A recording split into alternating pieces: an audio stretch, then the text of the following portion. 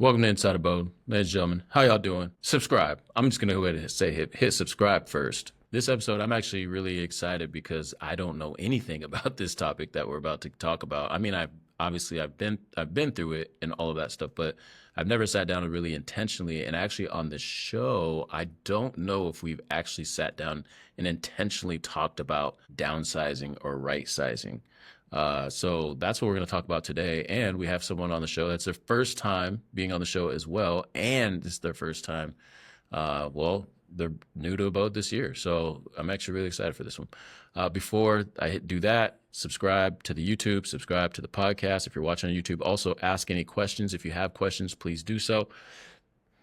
Excuse me. And we'll probably, meander and talk about some other things as well. But, I don't know. Just tap in. It's really good times. So my first guest today, I'll go ahead and do the intro. My first guest, or my guest today, I have only one. I have two podcasts today that I'm recording. That's why it's my first. This person has talked to probably more people than you have ever talked to in your whole entire life.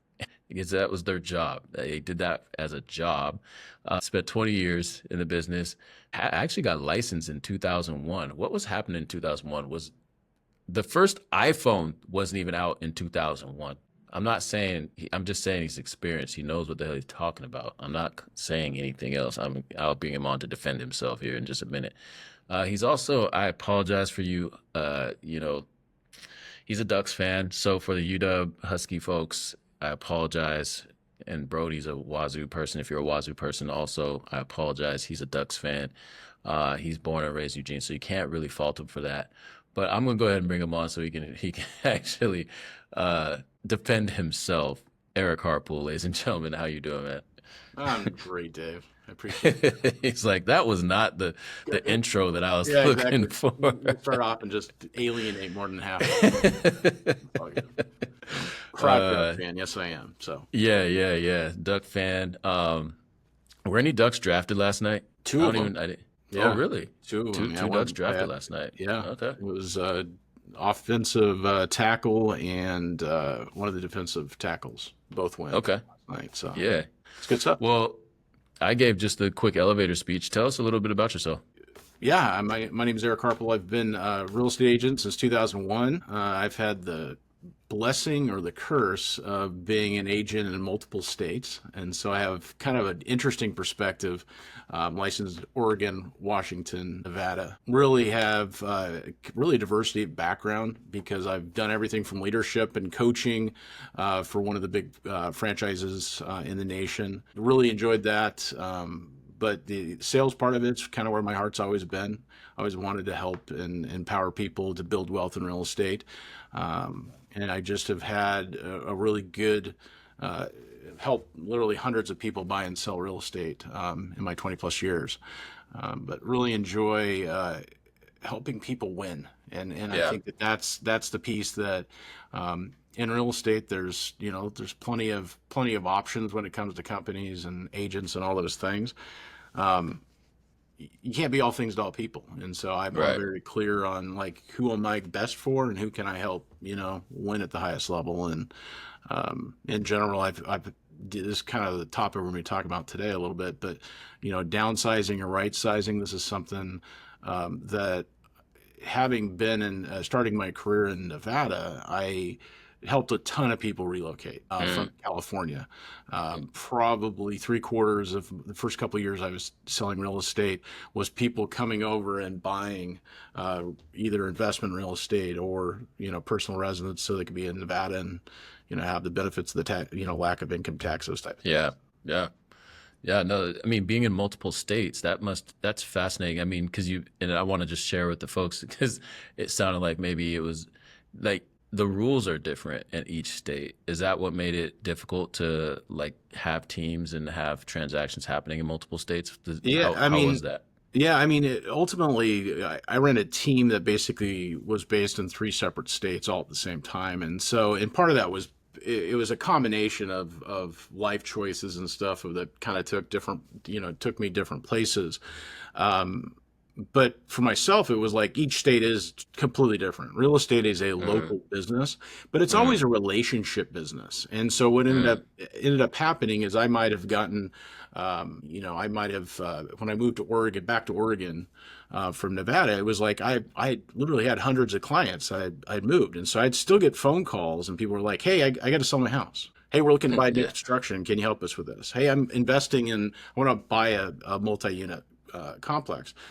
So throughout, inevitably, people still call me from Nevada and still ask Interesting. questions and, hey, what do you think about the market? And so I kind of have to keep up on what's happening in all these different places because that's where the relationships are.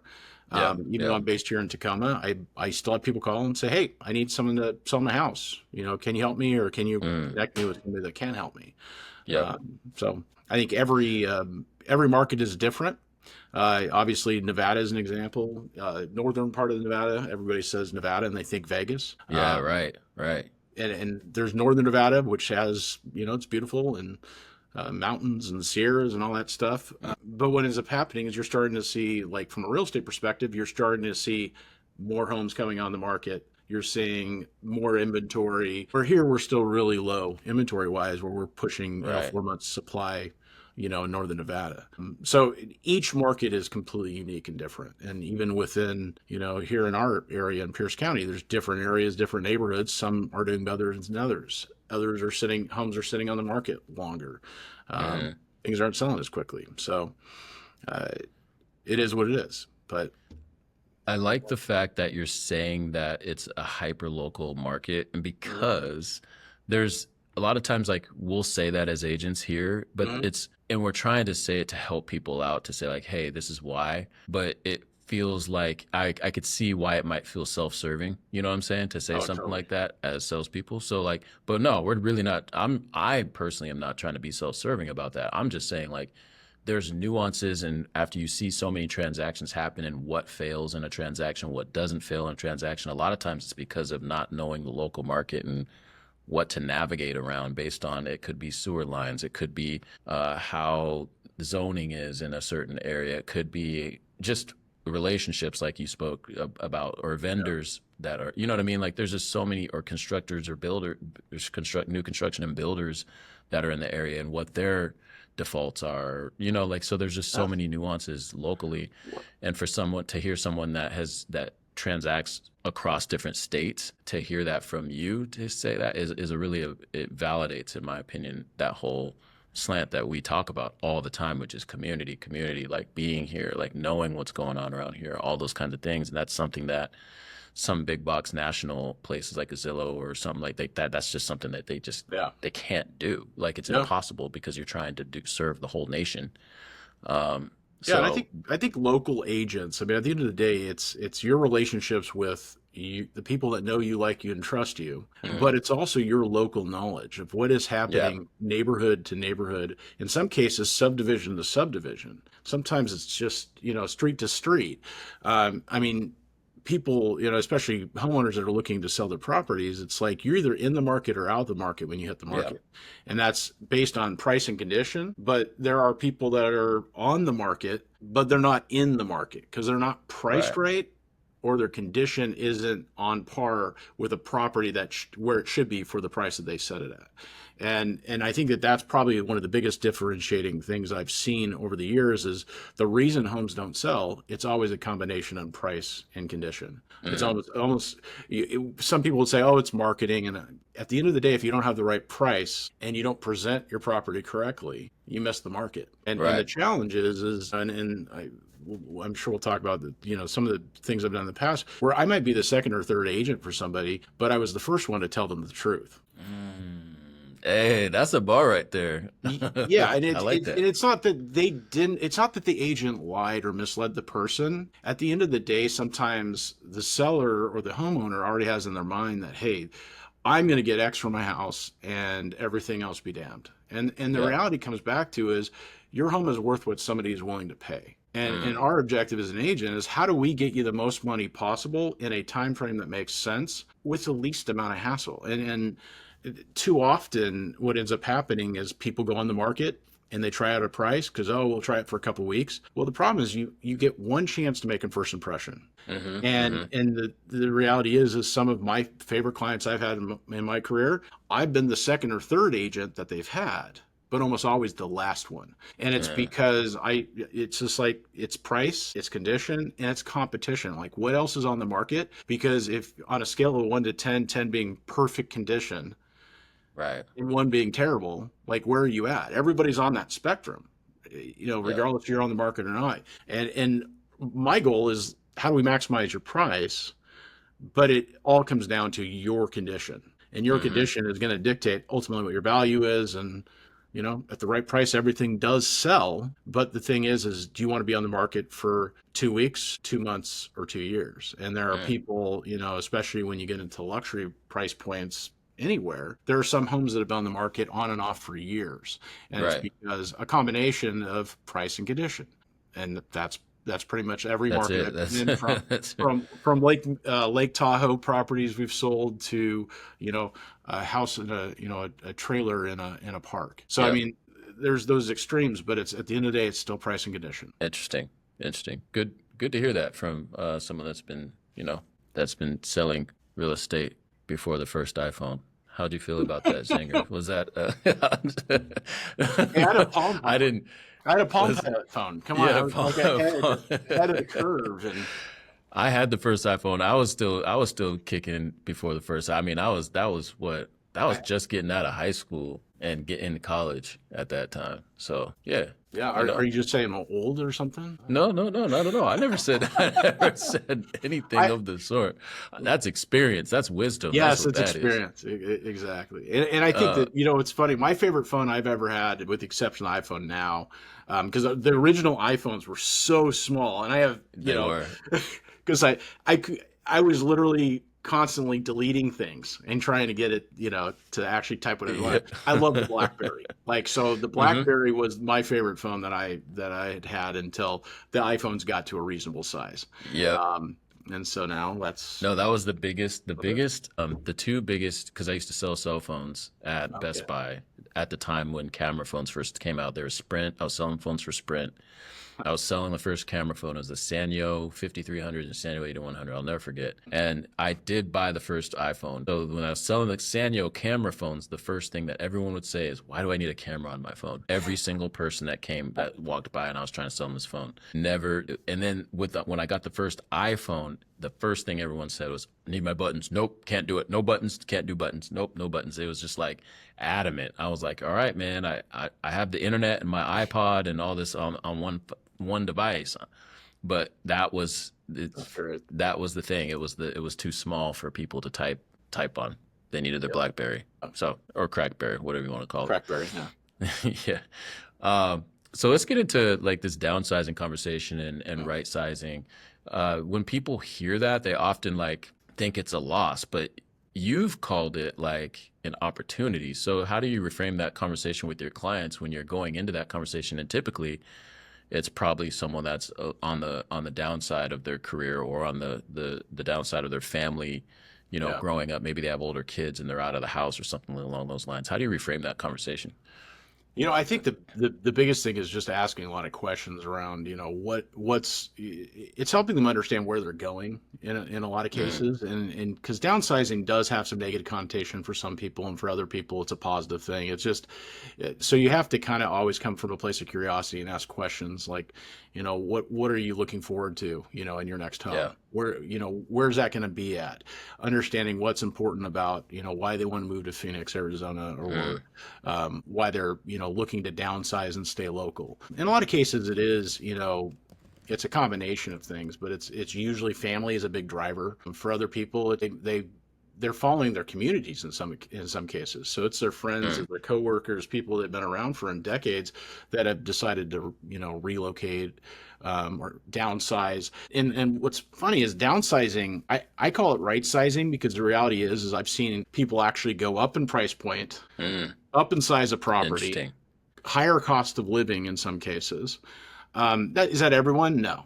But in a lot of cases, baby boomers, I have seen that, where instead of them living in one house, now they have two houses. They have one that's, close to the grandkids and stuff, and then they want to get out, they want to be the Sunbirds and run to Nevada or Arizona. Shoot, Or that's Utah. finna be me. Yeah, yeah. I'm I right mean, there. at the end of the day, there's only so much overcast weather that some people can take.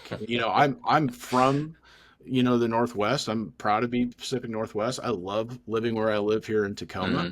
but I definitely get, the conversations where it's like 4 months out of the year, it's like it can be a little rough. So Yeah. people wanting to get out, and get some sun and it goes back to it's a psychology piece too. It's like Mm. everybody wants connection, love. They want joy in their life. They want all those things. And in a lot of cases, their houses have become, in some cases, the opposite. They have a lot Yeah. of memories and love and connection that's tied to the Yeah. properties because they might have raised their kids or grandkids or whatever the case is. But now they have half a house they don't walk into. Mm. Until somebody comes and visits, which is only they're like, oh, we're going to keep this house because people are going to come back for the holidays. Well, that Right. might happen once every 3 or 4 years. And so what they end up doing are like, okay, well, how much of my life am I going to put on hold, or do Hmm. I want to live and have some freedom and have some flexibility? For some people, it's just freeing up that cash and sitting in equity in the property. Where they might go and buy a smaller property and they might want to travel, a portion of the year. Uh, Right.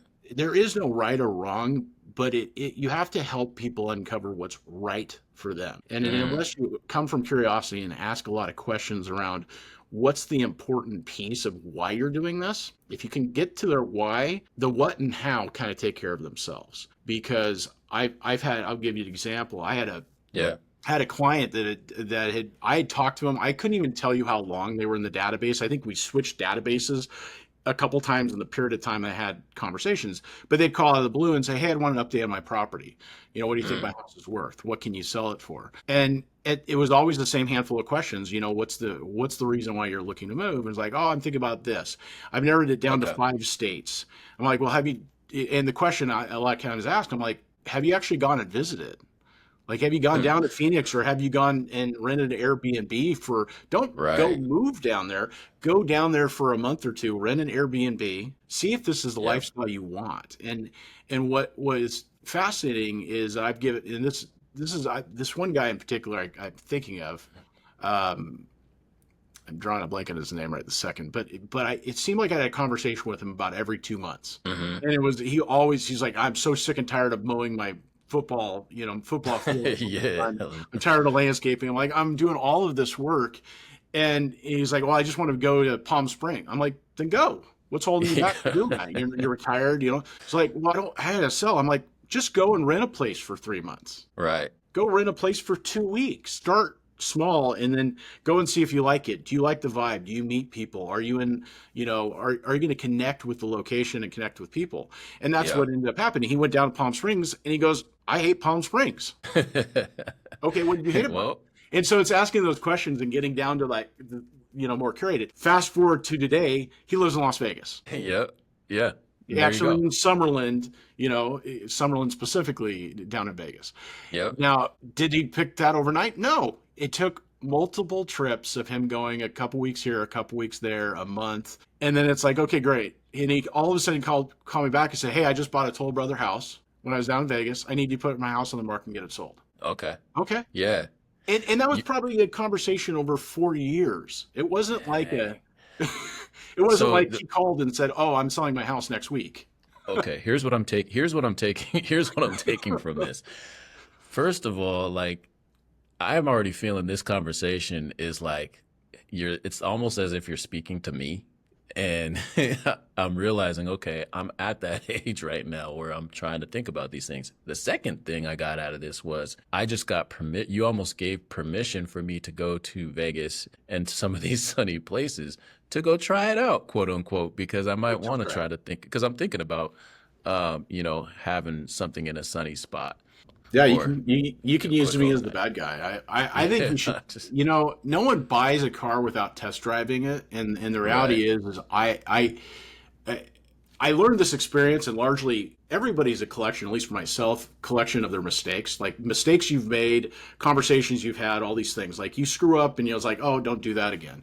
Well, I probably relocated somewhere in the neighborhood of 75 people from the Bay Area to Reno over a number of years. And of those 75 people, probably 30 of them, I ended up selling their house 2 to 3 years later. Okay.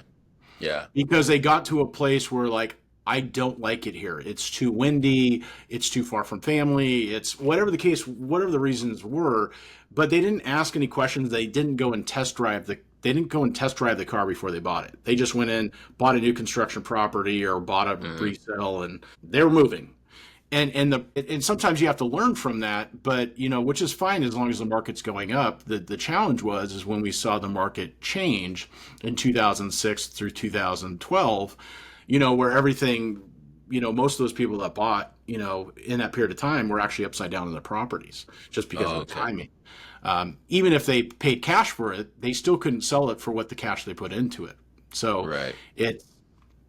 it's really understanding, like, go test drive, go figure out that is this really what you want to do, and understanding the market, because the market matters, especially when you're moving from a great distance, in my opinion. Yeah, I'm glad you brought that up about the different markets because since you've been in since 2001, where would like for someone that's looking at potentially right sizing, where would you is this a good time for people because you've been through the deep recession when we had a recession that was caused by our industry. I think everyone thinks of recessions and thinks everything's going to hell. It's like, no, that just was that one because that was our fault. Like that was us. There's other recessions where it's other sectors and other industries. 100%.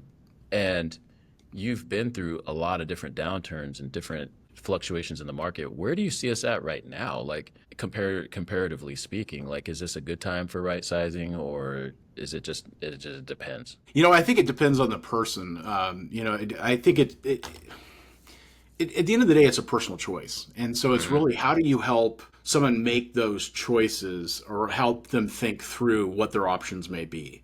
And I think too often we sit back and we're wondering, like, what one size fits all, it just doesn't work that way. And in a lot of cases, we're following our friends and family members, different places. A lot of times it was friends. And what ends up happening is you move to a new location. It's like, oh, well, we might not be hanging out as much. We might not be, they move for all different reasons. But, for me, it's just asking questions like, what's important about this and helping them self-discover. And this is what I've found over time. It's like, I can do a consultation with somebody for half hour or an hour, but at the end of the day, they have to think about it and they have to process it. And they have to, just like anything when you're setting goals, it's like, what's your pros and cons? Why do I want this? What's important about this? And I think too often people just don't realize.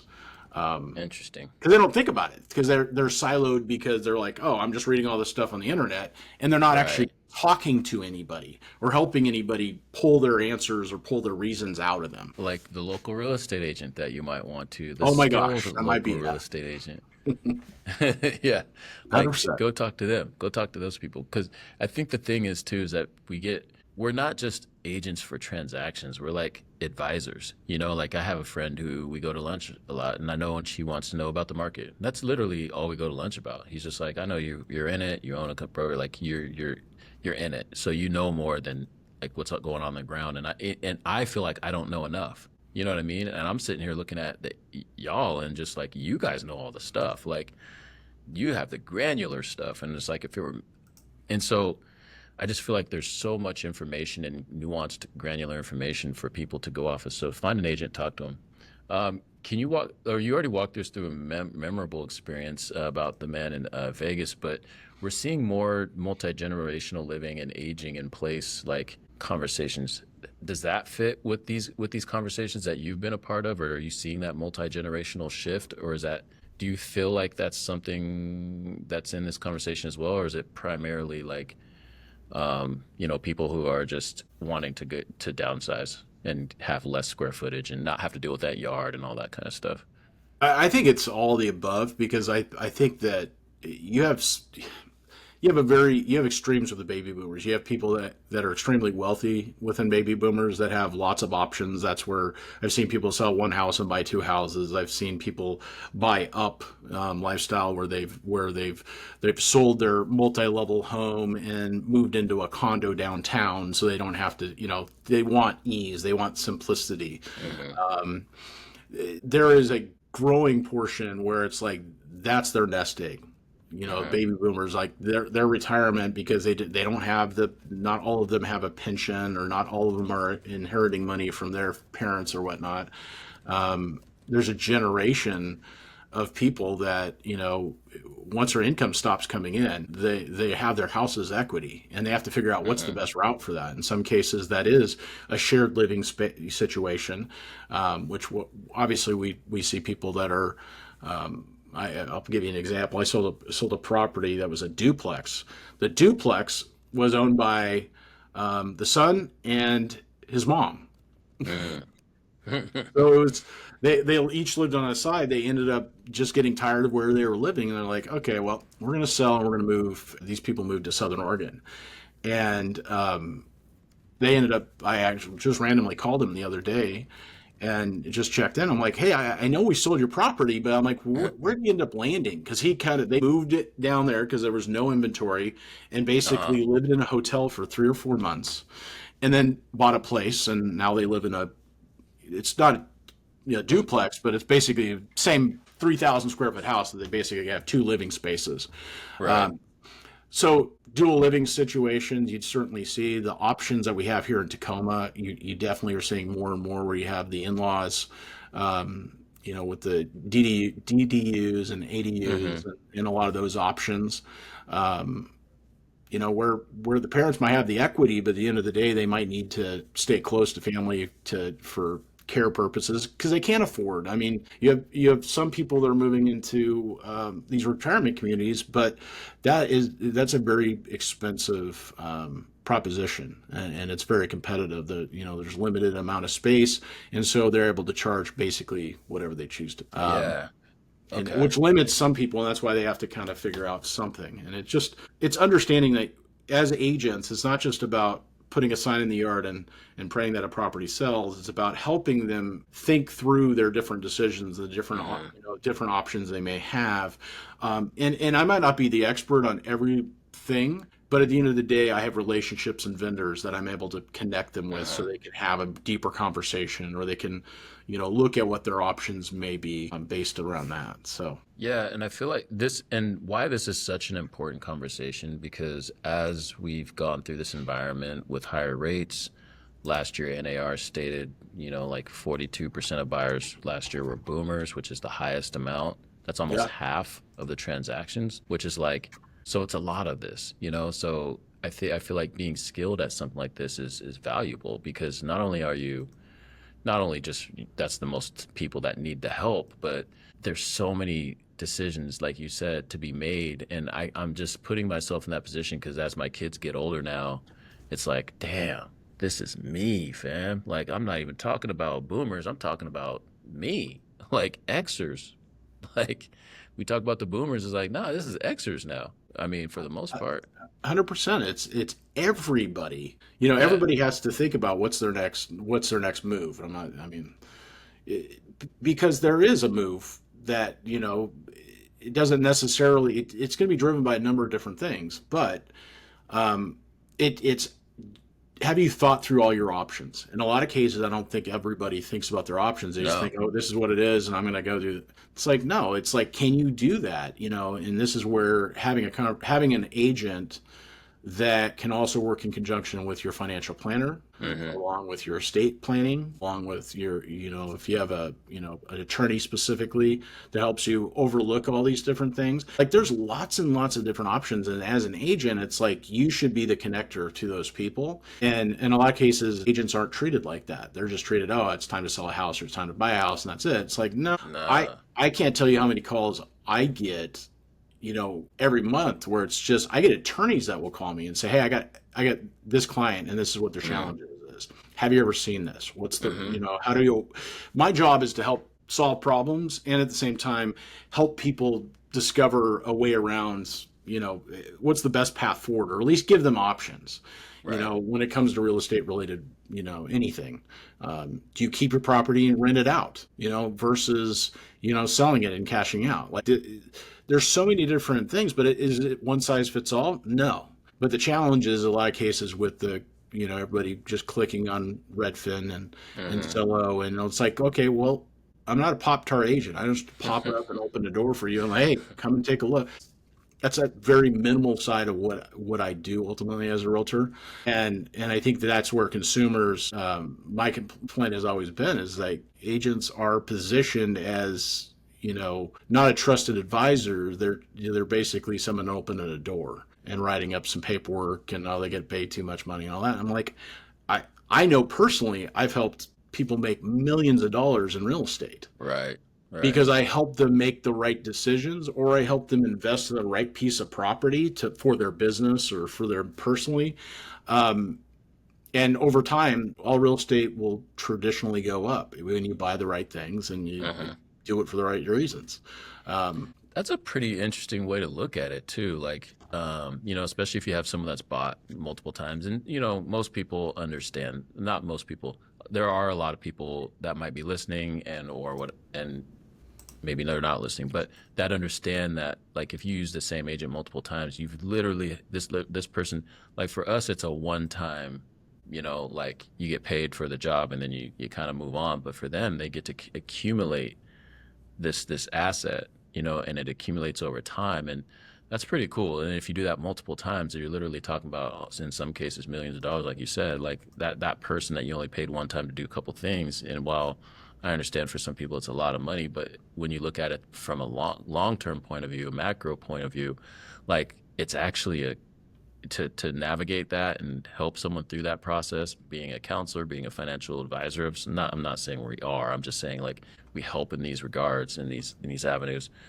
Um, Moving, like, just being able to just be a resource to answer a lot of these questions. That's valuable. Now, I do have a question for you on that. mhm. What would you say to someone that said, well, now I have AI that I can ask these questions to, and it gives me some pretty sound advice? Yeah. How would you respond to that versus an agent?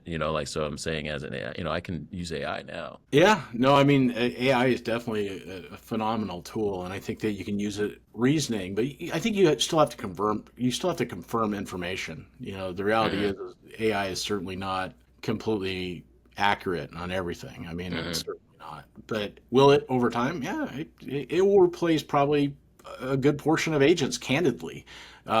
Should agents use it as a tool to maybe educate themselves a little bit more about, topics and stuff? Yeah, they probably should. Consumers need to kind of have a plan, though, and I think that plan incorporates them working with their agent, their loan officer, their financial planner, their estate planning. Like it's a big conversation that I think Yeah.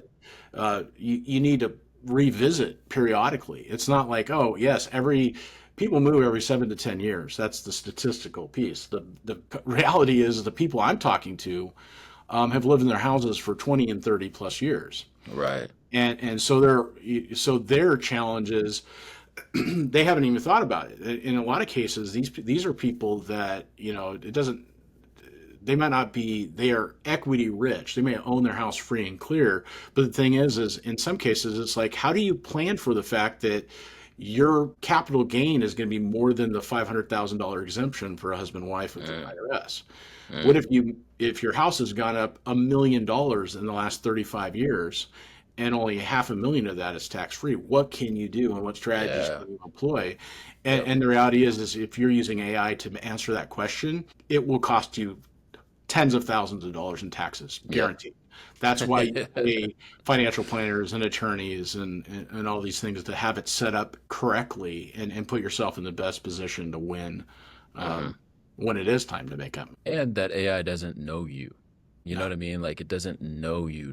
Like, there's still, and we talked about this, like, there's still human, as long as a human being has emotions and can change on a whim, and Yeah. there's a new piece of information that is really contextual to a family member, Mhm. or you know what I mean? Like, that's the Yeah. kind of stuff where I'm just like, it will never be able to do that. Well, I could never say never, but like, until we have droids and bots sitting here that can download the information because they're interacting as a human in the real time, in the real world with us, Mhm. like, I just don't see that.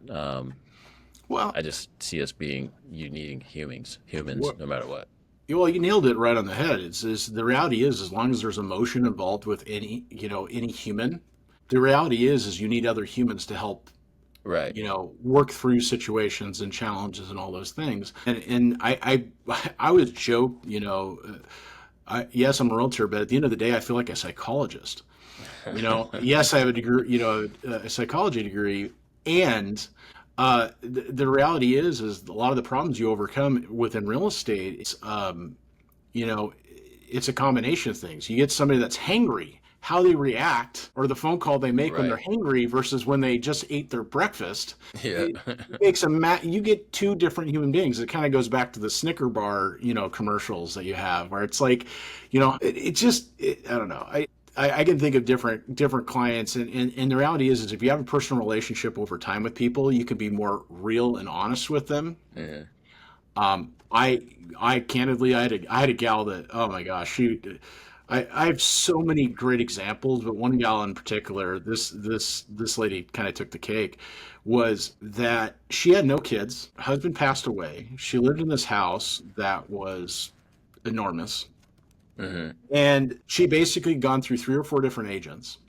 And I had just sold a house for a doctor, and the doctor calls me up and says, "Hey, I've got a friend that needs your help." I'm like, "Okay, great. Tell me about it." Well, she's been on and off the market for like 5 years. She can't sell it for whatever reason. And I'm like, "Well, what's the challenge?" Well, it wasn't that. Yes, the challenge was an issue. Property was kind of a problem because it was just so big. There's a point where you get north of 6,000 square feet. There's not many buyers for someone that's going out and buying a 10,000 square foot house. Like there's limitations there. Hmm. But the challenge wasn't even that. It was the fact that she was afraid of her art collection being stolen because her art collection was worth 3 to 4 times Oh, what that property was. wow. And so what ended up happening was, how do you solve that problem? And in the emotional ties to all that, you'd get her hangry about 3 days a week, where she'd call into my office, talk to my And you're assistant. My assistant was like, you need to fire this lady. Like, we can't put up with her every day. And it's like, true. But once I got to a point where I had the relationship, I could sit down with her and I could help her solve problems. I Yeah. could help her narrow down, like, what do we need to do? If you're worried about this artwork, what's going to happen with this artwork? You're downsizing, going from 8,000 square feet down to, an 1,800 square foot senior apartment in San Diego. You don't have enough wall space to put all this artwork. What are you going to do with Right. it? Like, once you pass, what's going to happen with this? Well, I'm going to donate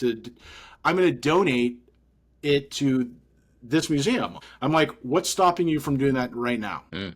Yeah. And I literally shut up, and she literally backwards, forwards, all that. She's like, you know what? That's a really good idea. I'm like, well, if you were to pick out, what are the 5 or 8 pieces of art that you want to take with you?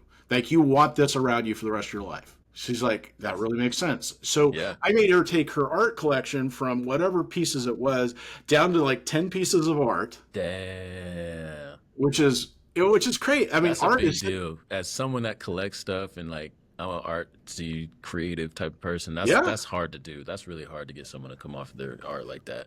But was it one conversation, or was it a 10-minute conversation on the phone, or was it a text message? No, it was me sitting there eyeball to Right. eyeball and being able to call her on her stuff and Yep. just say, how much longer do you want to be paralyzed and stuck in this big old house by yourself in the winter? Like, how much longer do you want to put up with this for?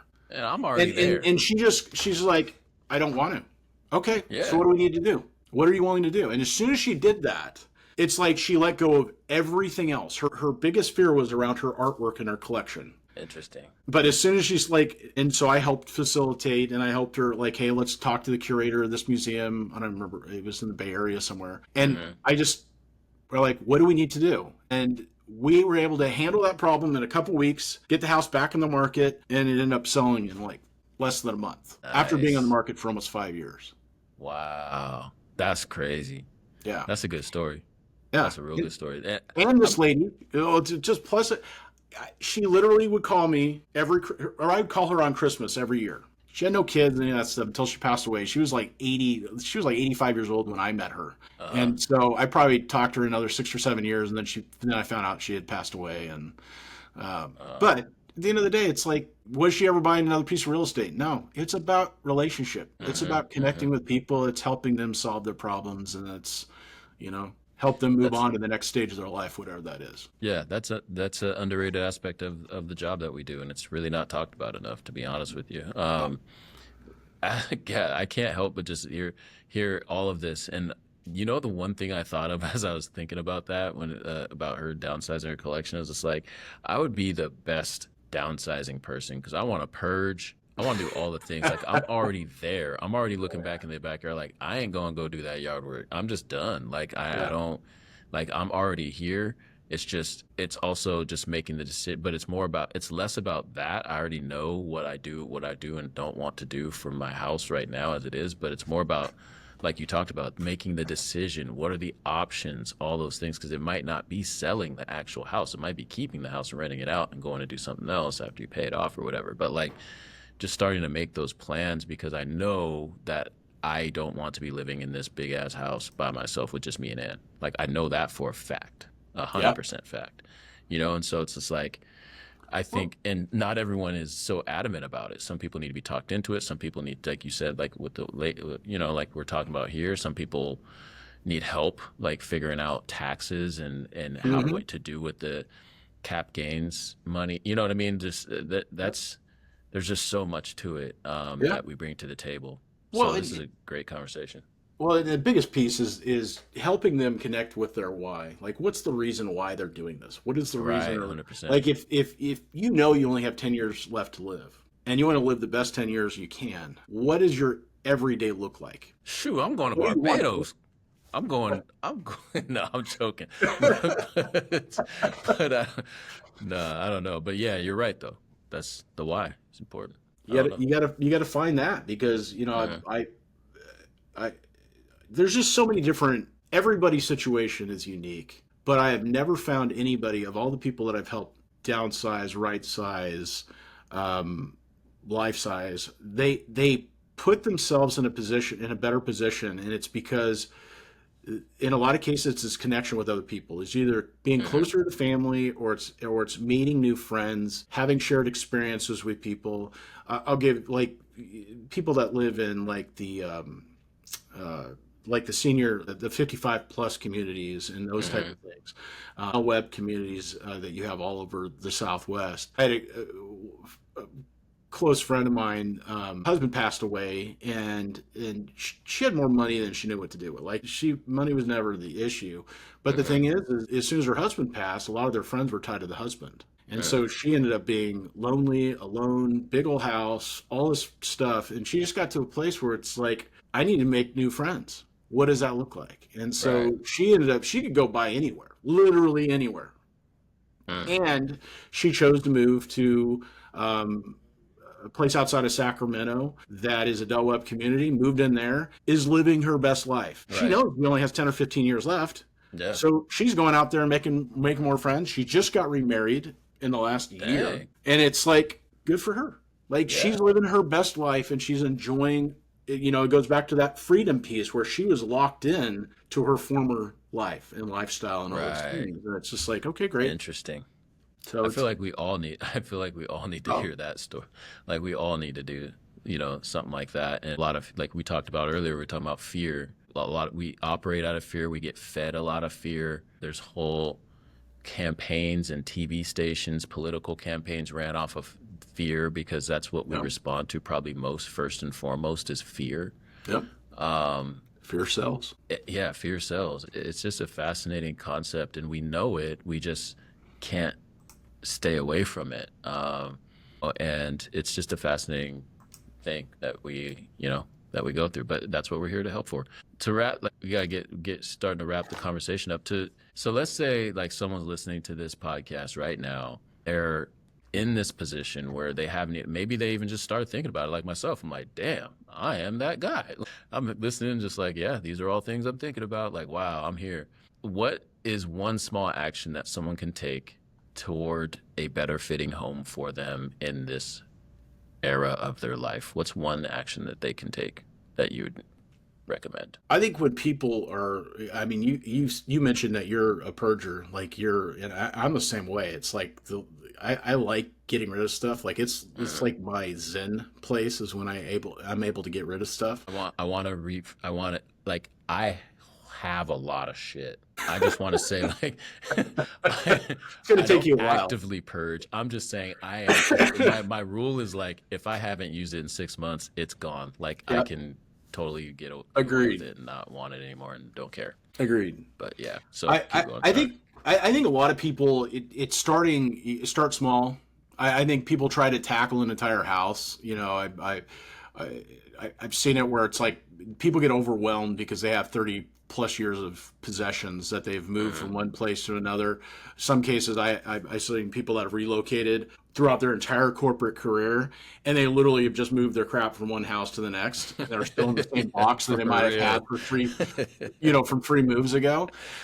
So I think part of it is going back to, understanding where you're going. Obviously, you don't need, if you lived in Chicago for a bunch of years like I did, it's like you don't probably need much of that clothing, if you're going to Phoenix Right. or Florida. So I think part of it's going through. If you haven't touched in 6 months, I think it gets put in a pile that, do I really need this? Right. But I think starting room by room and it just going, okay, great. What are the things I absolutely know I'm going to keep out of this room and setting that aside? So you mean to Um, tell me I'm gonna have to get rid of my baseball card box? My son actually it's in my son's room right now. It's on sitting on a rack, and he's just like, I want to get rid of those things. I'm like, man, you can have those cards in there. He's like, Dad, you have to like get them graded and send them in and all that stuff. I'm like, yeah, you're right. I was like, yeah, mhm. but there's a lot of sentimental value. It's Yeah, like yeah. 88 Fleers and 88 Donruss, Doc Goodens, and all the just a big cardboard box of cards like Yeah. basketball cards, baseball cards, Yeah. good Well, condition too. Like they're not yeah. bent, they're not nothing. I took care of them, but like there's nowhere for them to go. Like I'm gonna have to I, get rid of them. That's I, hard. I went through that exact thing. I had moved a number of times and I had baseball cards and I had Hmm. basketball cards. I had all of this stuff. And I'm like, I got to a point where I went and talked to somebody. I was like, this stuff is basically worthless. You can go Yeah, through and pretty much. yes, it has sentimental value because I remember organizing them and opening up all the packs and Yeah. all that nostalgic aspect. And what I did is I actually threw it out on Craigslist or Marketplace and said, hey, to any kid that is interested in collecting cards and wants a good start, free. Yeah. And so literally I had some little girl that was not little, she was probably fourth or fifth grade. And I met up and I'm like, here you go. And so Yeah. all these years and years and years and moving these things all over the place. And it's like I just handed her over that. And I'm Yeah. like, I and know. after it I was know. like, do I miss them? No. No. I I don't, know. I but need to it but do it, it. it it is it's that nostalgic tie back It's to hard. our childhood and stuff, and then It's and hard, man. especially people that are collectors. I mean, I downs the baby boomers, they collect stuff, not Hmm. baseball cards. They collect anything and everything you can think of. I have Yeah. seen, and I have seen entire rooms dedicated to dolls and entire rooms Hmm. dedicated to firearms, and like I've seen things that I'm like, yeah, and there's a point where it's like you're gonna go and get a house so you can have an entire room just for this stuff, No, and that's the real. Like my yeah, father-in-law, my brother-in-law, like yeah, they got whole sheds of shit of just not like tools because they like to build stuff. That's what they literally do though. Like for fun, they're gonna go build some stuff. Like, and so there's a whole shed of things, and that's just what it is. Like, oh yeah, go to the shed on whatever. And I'm like, yo, you got a whole shed just for your shit? That's crazy. But it's bigger stuff. It might be a riding lawnmower. It might be, you just start to collect things, especially if you like to work and you're in, yeah. and you're doing that. And it's just like, and I go in and I'm looking at it like, damn, I thought my like little section of the downstairs room was a lot. Like, this is a lot. This is a whole shed, a Yeah. whole damn near like house worth of stuff. Yeah. One of Um, my past clients owns I want to say 6 or 8 thousand storage units. wow. Like Wow. that's What? they invested a bunch of different things, but I'd sold them a piece of land that they ended up putting, X amount of units. I'm like, how many people have a storage unit or two or five or 15? Oh man, so many, so many. And, Uh, and and the reality comes back to it's or like each person has to make that choice, but it's like it takes so much time because it takes you years to collect this stuff, but in Hmm. some cases it can take you years to get rid of it as well. Either you get rid of it or your family members are going to have to deal with it after you're gone. Yeah. And Oh, it's I've done just that. there's no easy way to deal with any of this stuff. It's a matter of just take it one step at a time. Yeah. You got to Well, start shoot. somewhere. That's good. That's good advice. And we'll continue this conversation, and hopefully people learn something from this and got something out of it. But we have one more segment to go into that you don't know about or you haven't done. Okay. And actually, it's a new version of it. It used to be called Hot Take, but now it's going to just be fill in the blank. All right, you ready? All right. If I could have dinner with any fictional character, it would be, or just any character. It doesn't even have to be fictional. Frank Sinatra. Oh, Frank Sinatra. Interesting. Um, the song that always gets me on the dance floor is I want to say none, but you're at a wedding, let's say, and you have to get out there. Like oh gosh. your wife is basically like, yes, you have to. This is the one. Well, my wife's the one that's like, no, I'm okay not having to Oh, do okay, it. cool. So So I love, it's probably some hair bands, 1990s nostalgic Bon Jovi, Living on a Prayer, so something like that. yeah, You know, yeah. not that, Okay. not that you really dance Living on a Prayer, but that's what stands out. I mean, Can't I've Touch seen This a would lot of be right up there. can't touch Uh, this. yes, Oh man, MC Hammer. Man, I uh, went to the mall. Man, that gives me so many memories. We lived down Gig Harbor. Took the mhm, bus out to the mall to buy that tape. Uh, mhm. Please Hammer, don't hurt him. Man, Uh, me and my boy went half and half. He would have the tape for a week, and then I'd get to have it for a week, and then we'd switch off and back because we didn't have money, that's so we had to awesome. we had to split it. So, Um, so I just pirated it off the radio. I just sat there and waited for it to come up. As soon as it came up, you hit record, hit and record. Yep. now you have your own, and then you played until you can't listen anymore. Man, kids don't even know about recording off the radio. That's Oh yeah, crazy. Uh, the most underrated snack, in my opinion, is. Fig Newton. Ooh, I actually like Fig Newtons. I like Fig Newtons. If I could instantly master any skill or hobby, it would be. I would say to be able to sing. Ooh, I think okay. that'd be a pretty cool party trick. I I've agree. had some friends and I've had some people that in my life that are they just have that talent, and it's just like, Yeah. dude, I'm jealous of you, Yeah, and I know. I'm embarrassed for you, and you're great.